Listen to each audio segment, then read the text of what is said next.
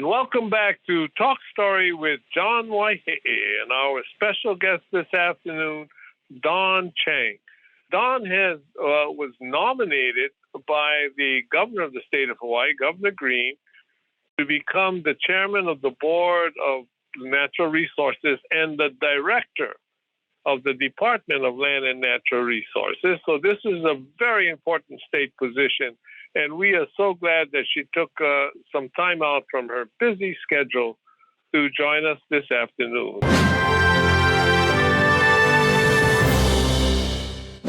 This is a very important position for the state of Hawaii, and so I want to welcome you and tell us a little bit about yourself. I know people know, Dawn, that you've been around government and natural resources for a long time, but many people don't. So where did you grow up? What's your family like? What, just a little human interest. Thank you so much, John. And I greatly appreciate the opportunity to talk story with you. We have been seeing each other at different gatherings, so nice to see you. Well, I'm actually from, my mother is a Ho'okano from the Ahopua of Kahalu. That's where my ohana is from. And she still has Kuleana lands. Her family, Ho'okano, is Kuleana lands in Ho'okano. My uncle then were Lavaia, were fishermen in Kaneohe Bay.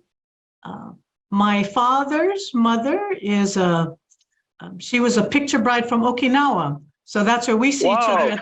Yes, we see each other at a lot of the Okinawan events. So my grandmother was my father, a Shiroma. My grandmother was a picture bride who went to live in Pu'unene on Maui. So I probably reflect a lot of local populations, right? Part Hawaiian, my mother's part Hawaiian, Chinese, a little bit of English, and my father's Okinawan. But see, that's what I want to get into a little bit, because you definitely are Hawaiian. You can see that, everything, the whole the whole bit. But, it's interesting to me because, well, first of all, let me ask you a question. Assuming that everything goes well and you become, would you be the first Native Hawaiian director of DLNR? I would be the first Native Hawaiian woman to chair the Board of Land and Natural Resources. We've had other Native Hawaiian men. William Isla has served. Keith Ahui, if you remember, he has served as well. But yeah, in fact, he was served for me. You're right, John. Yes. So, but I will be the first Native Hawaiian woman, so quite a start. My leadership team, the first deputy is Laura Ka'akua, and then the Water Resource Management Deputy Director is Kaleo Manuel. So this is a historic team, the first Native Hawaiian leadership team at DLNR. So yes, and I think this is the right time for this team, right? Absolutely, but absolutely, but what's exciting about it is the fact that you're also a Shiroma, see, and a Shiroma, it's a Uchinanchu name, Okinawan name, and it's from the village in Okinawa, Gaza, which is my wife's father's village. Yes, the Kobashigawas. You're right. And Governor Ige is also a member of our Gaza Yanagusku. So yes, there's a very strong Okinawan leadership that comes out of the little village of Gaza Yanagusku in Okinawa. So let me ask you the question. So would you be the first person of Okinawan ancestry to head DLNR? Do you know that, or is that something? I actually did research. I couldn't find any.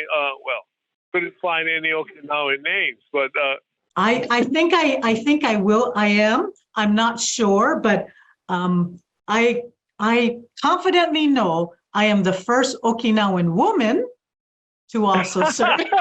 So see, I mean, this is historic. Either way, you got to take care of both sides of the family, right? The Hawaiian side, the Ho'okano side, and then the Shiroma side on the Okinawan side. So proud, a proud dynasty. Well, that's something that I think both sides need to be very proud of. And the fact, for Native Hawaiians, the fact that we have for the first time a Native Hawaiian leadership team at DLNR, I think speaks well. And so, are you getting settled in there and starting to enjoy what you do? And You know, John, this has been sort of my dream job. I used to be, probably 20, 30 years ago, I used to be the deputy director for DLNR.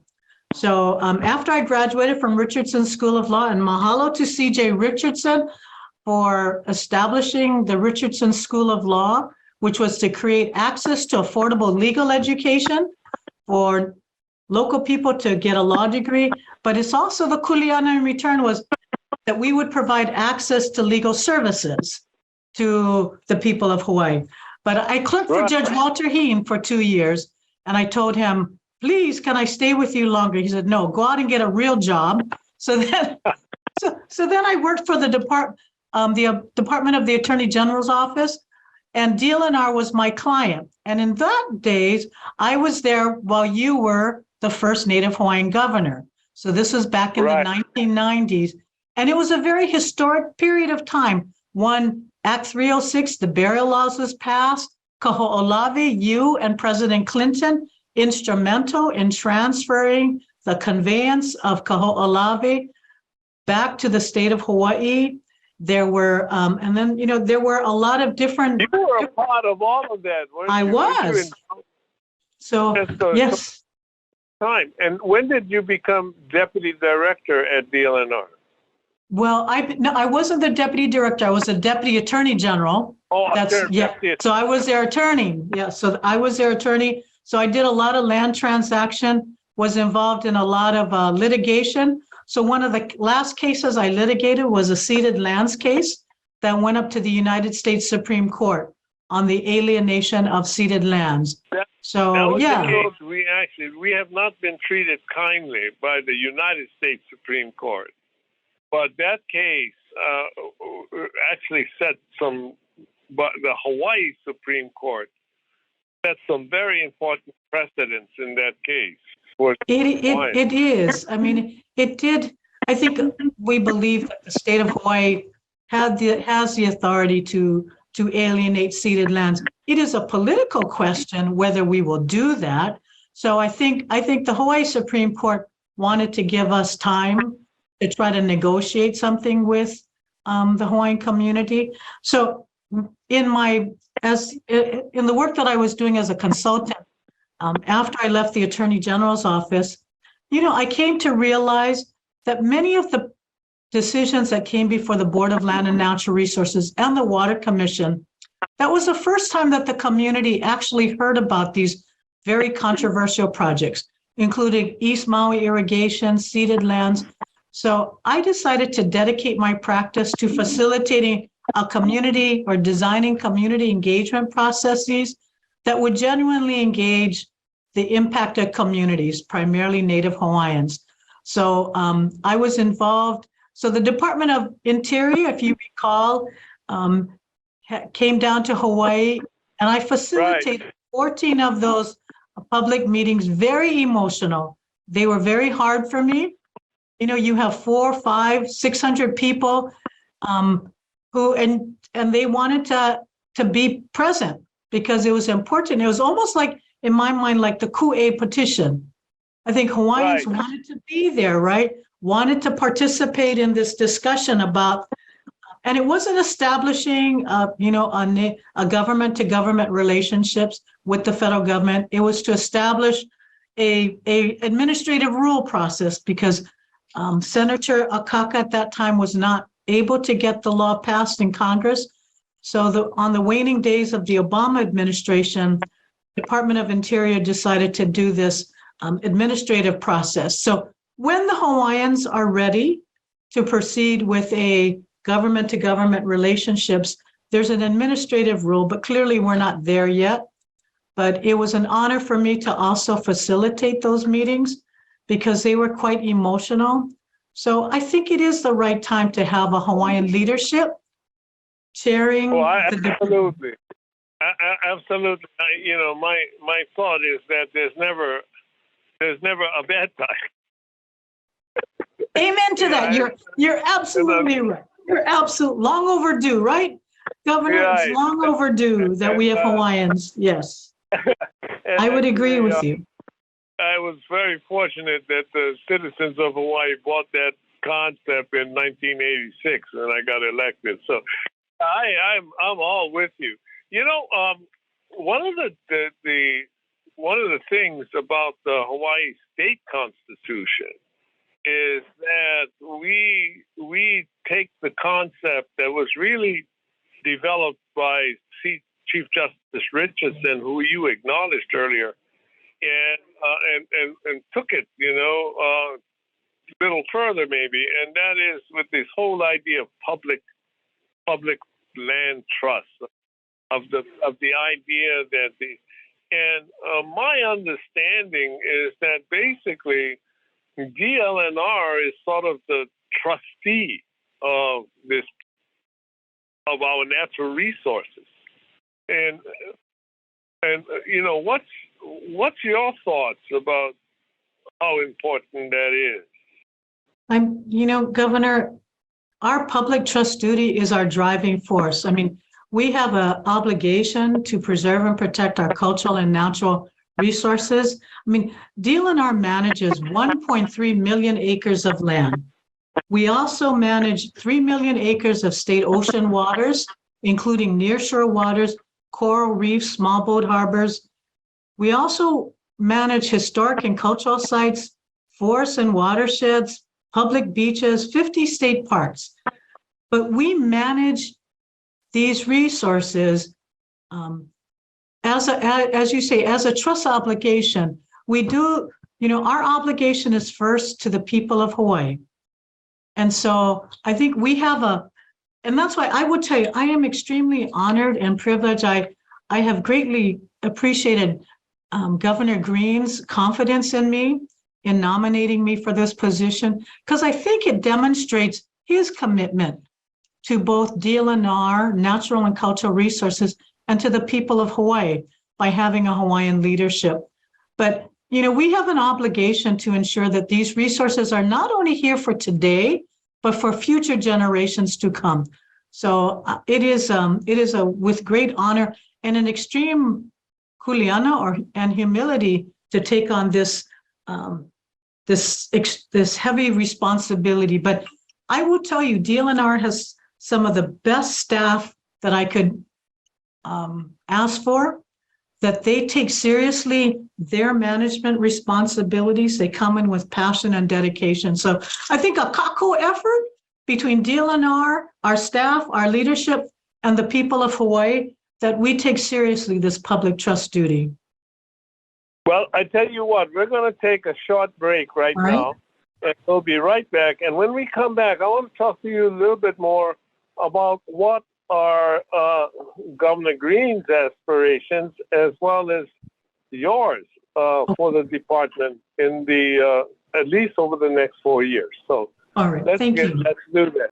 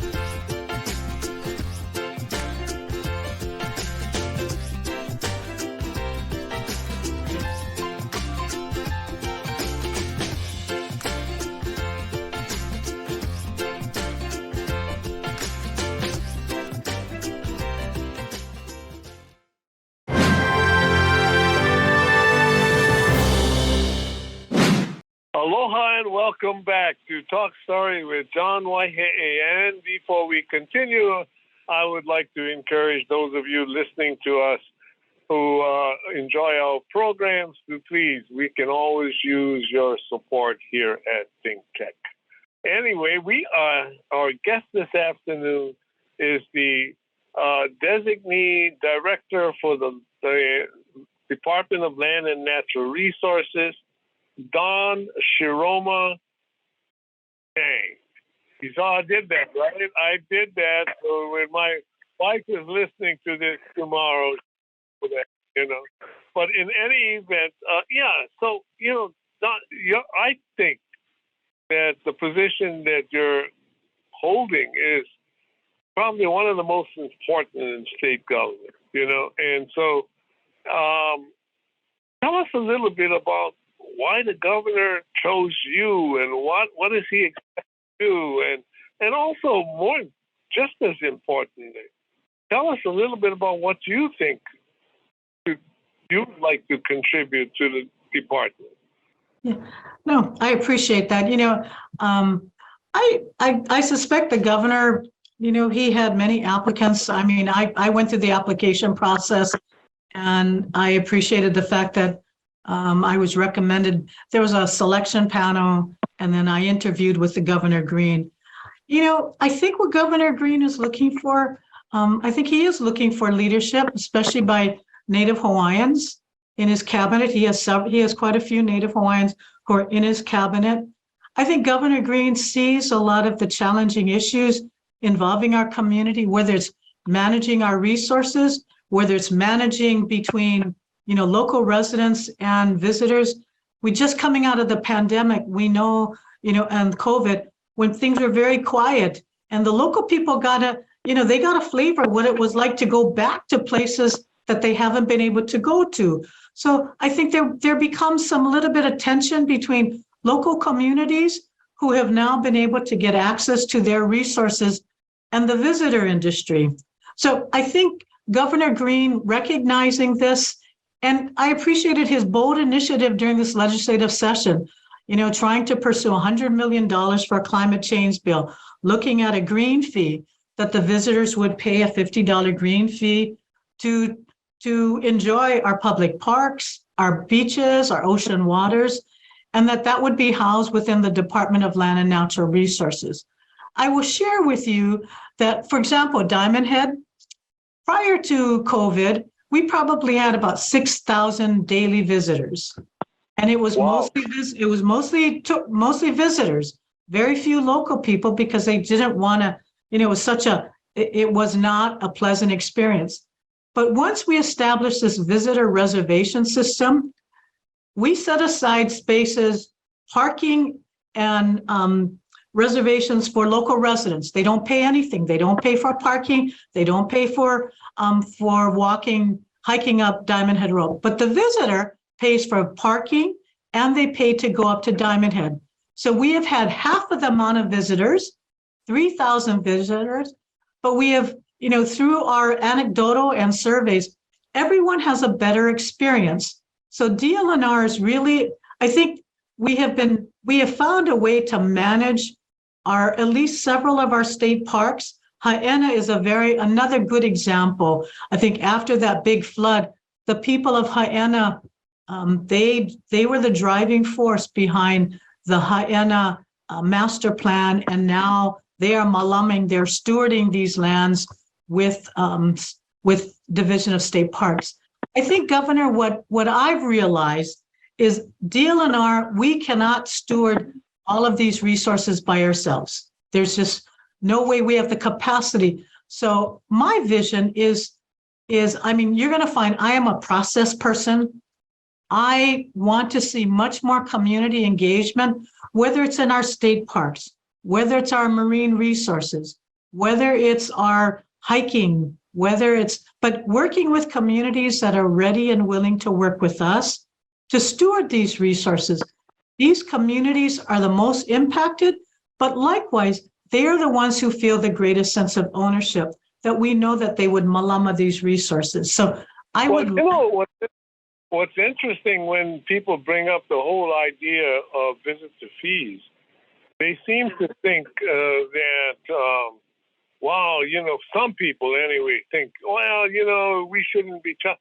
But what people may forget is that residents, through their taxes, already pay their fees. They already pay their fees. And for them to go to their own park, in a sense, and charged even more, doesn't really make good policy. I don't think so. I think the governor. Yeah, and I think that was Governor Green's vision too, having the visitors pay for their share of the impacts on these resources, whether it's from Waikiki to the North Shore. But these visitors who contribute to impacts, and when we've done surveys, visitors are more than willing to. They're used to when they go to Yellowstone National Park, they have to pay a fee. So I think what we've heard is that visitors are willing to help shoulder this responsibility with local residents. Well, one issue that's lurking out there for Governor Green and for yourself and anybody in government at the moment is the whole issue of ceded lands and how the land is handled and management and everything. And the word ceded itself is sort of a misnomer. These are public lands. But the question I have is, one of the perennial issues has been whether or not we actually know where exactly these lands are. Now, I believe we know where they are. We just may not have measured. What are the plans to do an inventory or anything like that? And, I'm glad you asked that question, because DLNR actually has done an inventory. So we have identified there's a website that you can go onto. You can find ceded lands. We've inventoried them. We've made those available. We have, and I think the other very important, I'd like to believe what's helpful by having a Native Hawaiian leadership is our ability to work with Office of Hawaiian Affairs and Department of Hawaiian Homelands. We really should be working collaboratively with them. We shouldn't be at odds, right? We really want the best for the people of Hawaii. So I am optimistic that we will be able to work with Office of Hawaiian Affairs and ultimately, addressing any unresolved ceded lands issues. I think that we have tried in the past, even during your own administration, as well as others, have tried to work and resolve that. So I am optimistic that with a Hawaiian leadership, we can move in that direction to address if there's any outstanding issues. We believe we have addressed most of them. But if you're looking for the inventory, go on to DLNR's website. It has a public land inventory, and you can find it there. So, yeah. The other issue that's perennial, it has to do with burials and the rest of that. Yes. And what are some of your thoughts on that in that area? And I know that has raised. There are some people in the community who have, just had some issues with maybe some of the work that I've done in the past. But I will tell you, when I was working at the Attorney General's office in the late 80s, 90s, Act 306, Honokohua had occurred. Over 1,000 Native Hawaiian burials were disturbed during an archaeological reconnaissance. And then Hawaiian community became mobilized. So I worked with Halealoha Ayau when he was at the Department of State Historic Preservation Division. He helped to draft the law and then the administrative rules. I worked with him. We litigated several cases. That law was really designed to recognize that Native Hawaiian burials have historically been disregarded. And some will say desecrated, and that's true. So I think we take very seriously our role with State Historic Preservation Division, working with lineal and cultural descendants on Native Hawaiian burials. My own tutu, my mother's mother, is buried on our Kuleana lands. She has a headstone because her ohana could afford the headstone. But I have many other family members that are buried next to her. They have a pohaku, they have a tea leaf, or they have, a plumeria tree, but we know who's buried there. That is our family burial plot. So, I think that at one time, historians will say there were anywhere between 500 to 800,000 Native Hawaiians prior to Western contact. Now they are buried someplace. They're not buried with a headstone, but so it is inevitable. And so what we try to do is encourage and ensure that anybody who's doing a project, that they are trying to avoid impacts to Native Hawaiian burials. And that's fantastic. So this is something you apparently take very seriously if you had a hand in doing.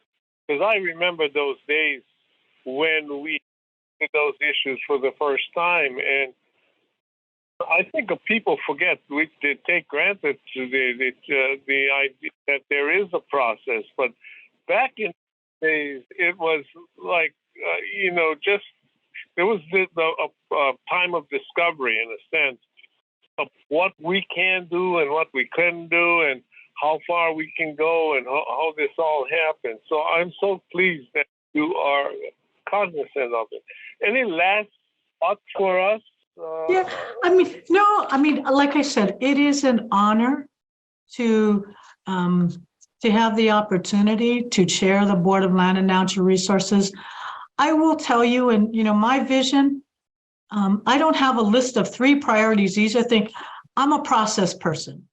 I am going to use the Board of Land and Natural Resources meetings as well as the Commission on Water Resource to use it as a public informational meetings so that when issues, before they're contentious, I'd like an informational briefing where the community can be briefed on good, accurate information before decision is made.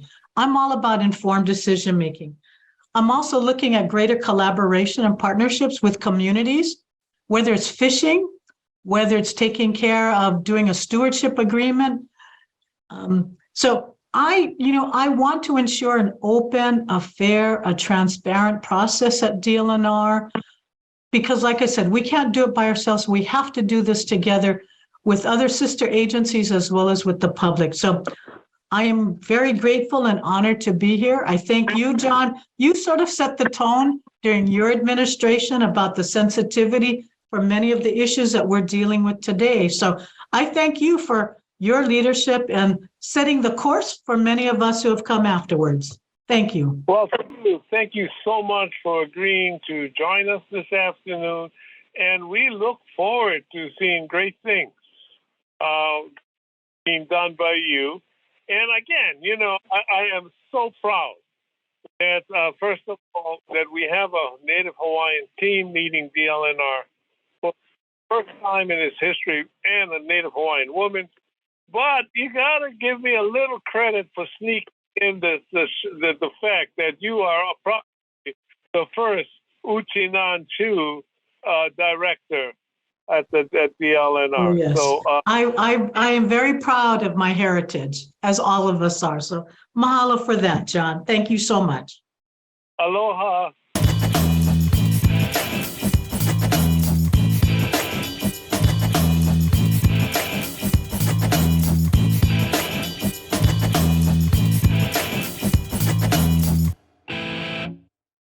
Thank you so much for watching ThinkTech Hawaii. If you like what we do, please like us and click the subscribe button on YouTube and the follow button on Vimeo. You can also follow us on Facebook, Instagram, and LinkedIn, and donate to us at thinktechhawaii.com. Mahalo.